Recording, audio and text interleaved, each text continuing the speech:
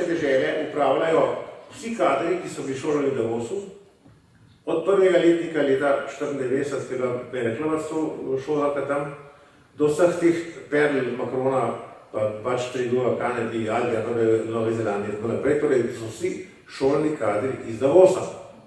In od njih pričakovati lepo demokracijo dodati.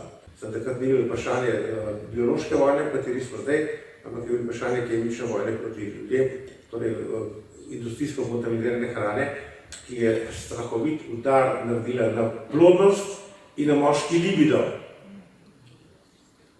Torej, kje je ta uporni duh, kje je upornik, kje so te novi borci, kje so na računalniku, tipkajo, ekran gledajo, na Google iščejo odgovore na vprašanja. Torej, vidimo, da je ta infantilizacija, ta potrošništvo, ta digitalizacija v bistvu totalna odprava moškega principa. Govorimo o tem, kje so mož besede, kje so možje. Ne čudno, da so ženske obupene, ker ne najde več, te pravi ljudje.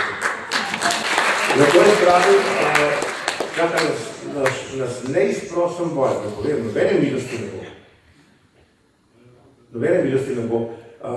Olajšalo nam je samo to, da imamo opravka s tepci, pa s psihopati. Torej, to nam je veliko olajšalo. Dejstvo pa je, da če je danes bil umeren Klaus Schwab, ki je znamenito opasko nacistično rekel, se boste pa vsi, ker ne boste nič imeli, boste pa srečni. Jaz predlagam, da mi njim vzamemo, pa da bodo srečni.